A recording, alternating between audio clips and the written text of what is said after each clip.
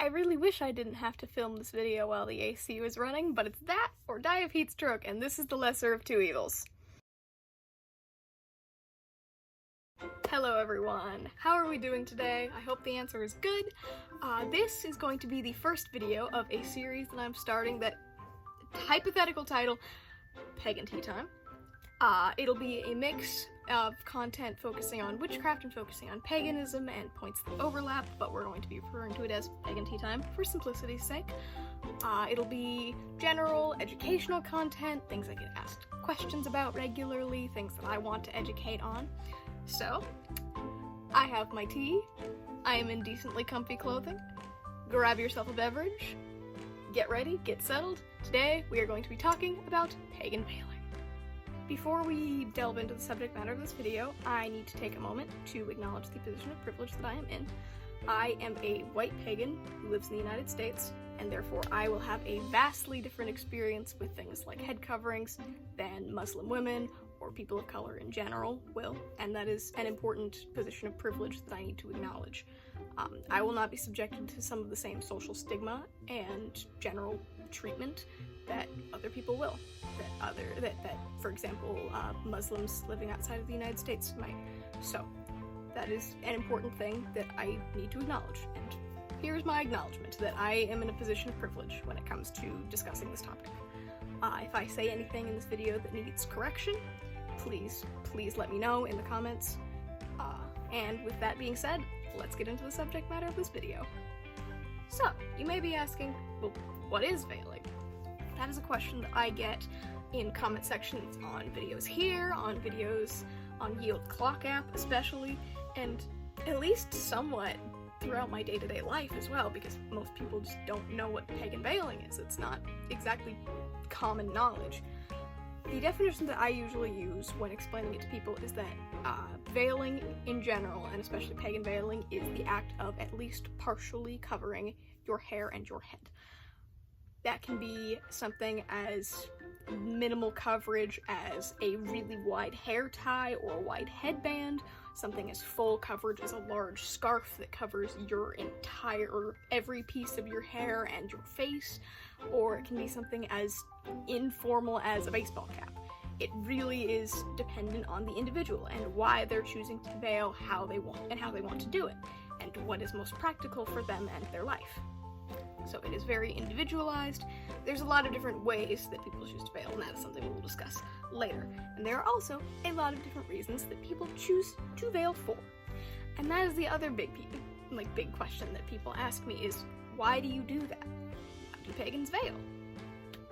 This video alone is not going to be able to cover every single reason that everyone veils. It's not going to be big enough to cover every reason that pagans veil, but I'm going to attempt to give at least a somewhat comprehensible summary, because that is the best that I can do.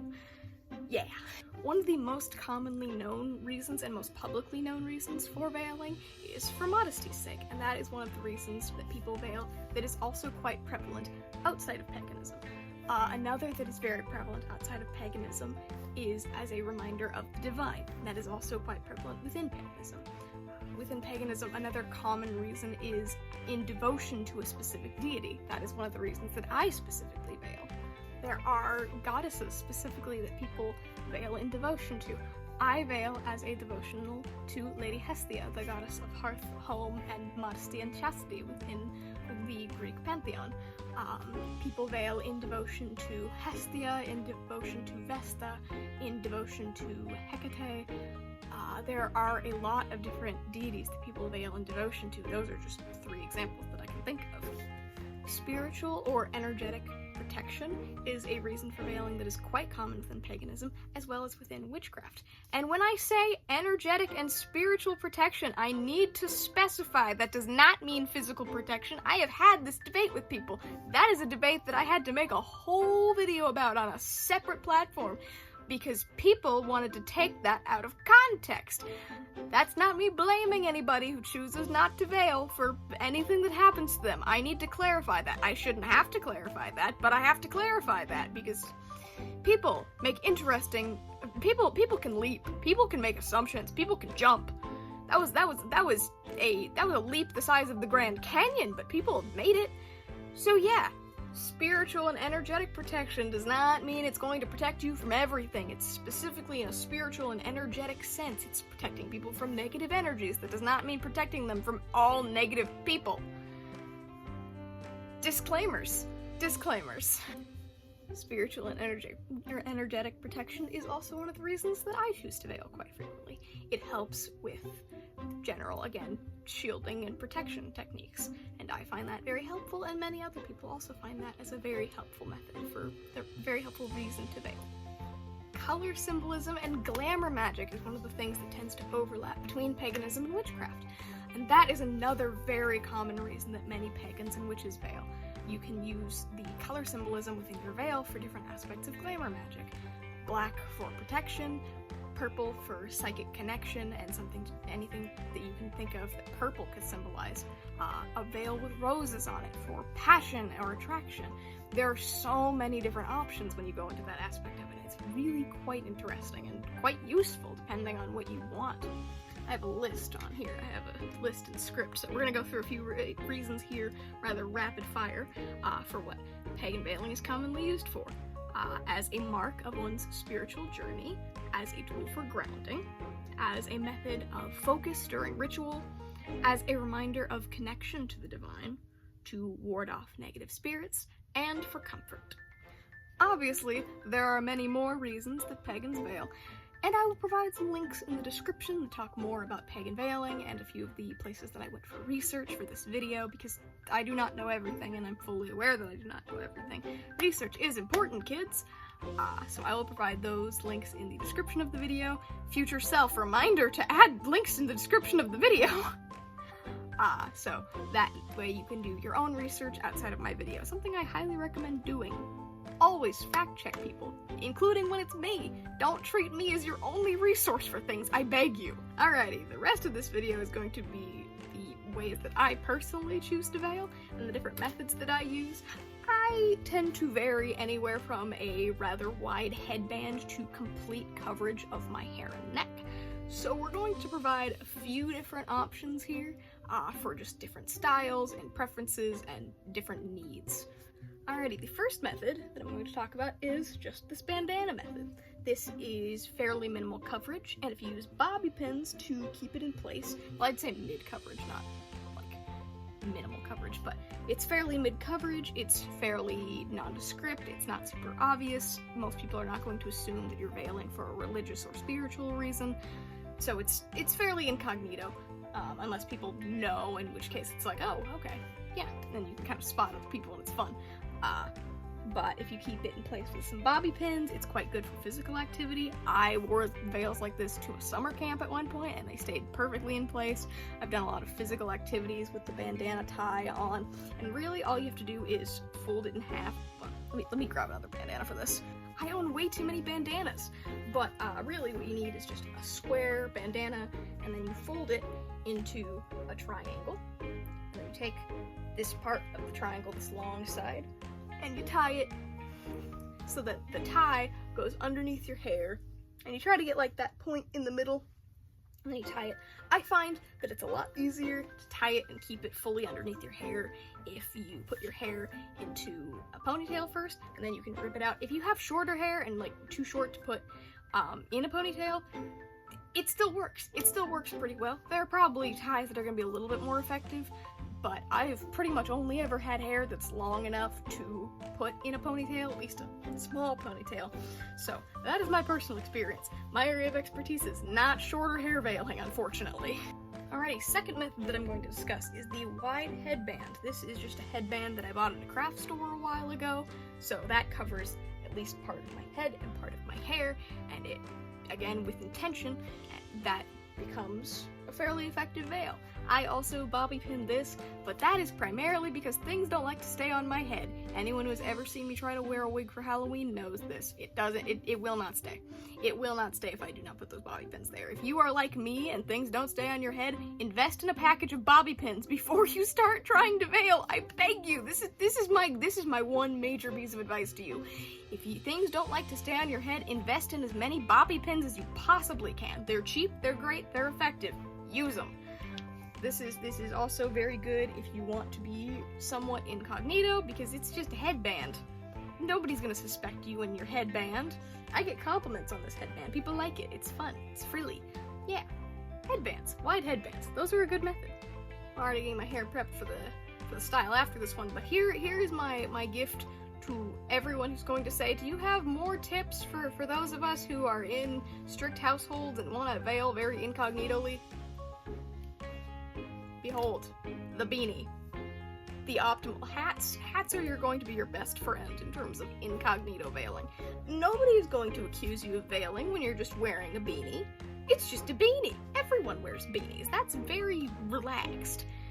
You can also do this with baseball caps. I've seen that as an option. Works very nicely.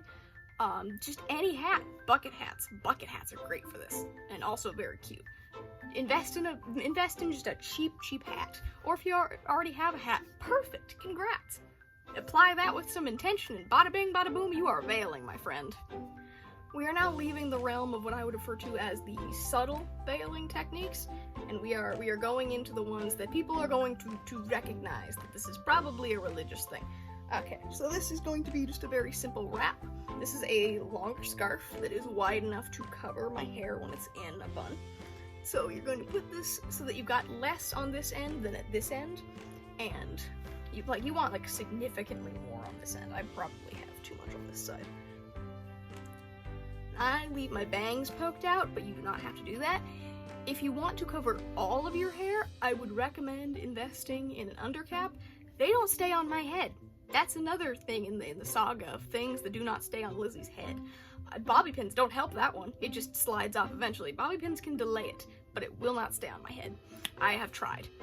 Believe me, I have tried. So I just kind of go with my bangs poked out, and then you wrap this part around your neck. This one's also good if you want to cover your neck as part of your veiling. You wrap that all the way around, and boom. And then if it starts to like slide back throughout the day, you can just pull it forward. If you want it snugger, you can kind of just pull here and it will snug to your head. That was not a flattering angle, but we're gonna deal with that later. Yeah. And that is a nice style. This is one of the most commonly worn ones by me. If you know me in person, you've seen me wear this at least once. I promise you have. Unless it's a family member, in which case, no, you haven't. You haven't seen anything. You didn't see this. The next one is also going to use this scarf, but it's going to have both ends evenly on the head.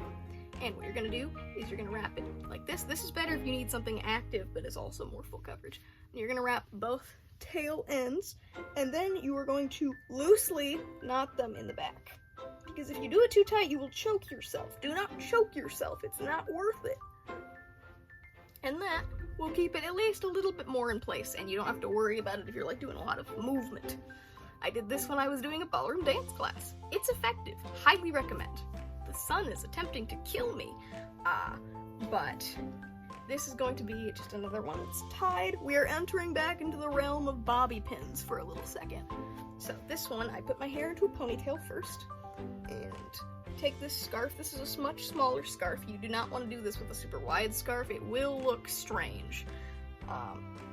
Then you just gently go underneath that ponytail, if I am at all capable.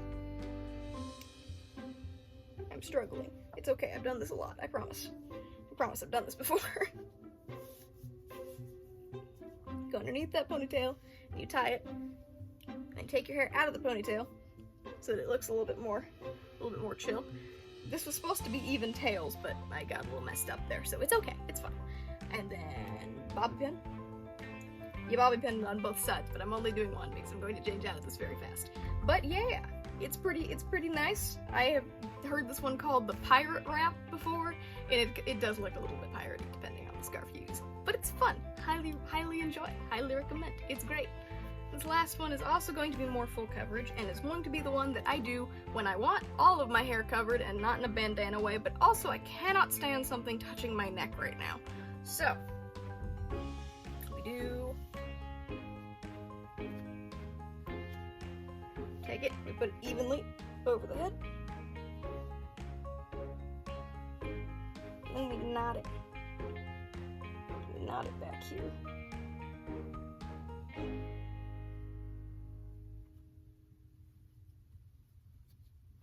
Again, I am so capable. I am so capable all of the time.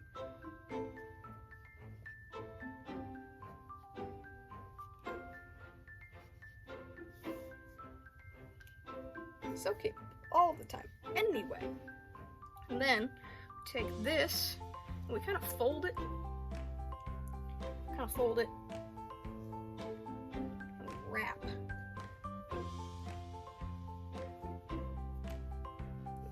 Wrap it as tight as we can, because otherwise it starts to look a little bit funny and a little bit like I'm trying to culturally appropriate, and I promise I am not. I am just trying to not die of overstimulation, because that's not fun. That is not what we call a good time. And yeah, my ears are covered, most of my hair is covered, but my neck is not dying, which is good because it's very warm and very summer. And also, you can wrap this side if you'd like to, but then it starts to, again, look a little bit more like I am attempting to culturally appropriate, and I'm not. That is not my goal in life. It's very easy to not. It's really easy. But yeah. And then this one is one that's fairly stable and doesn't need bobby pins, which is good because, again, things that stay on my head, miracle. Absolute miracle. Gift from the gods. Thank you. Alright. So that is that tie. So yeah. That is what I have for you today. I hope you all enjoyed. I hope you learned something. I hope you appreciated the different methods of veiling, because I've received many a request for those. So I hope you all enjoy. I hope we had a good time here today. If you want more content like this, hit the subscribe button, hit the like button, comment down below if you have specific things that you'd like me to talk about. And yeah, I hope you have a lovely weekend. Bye!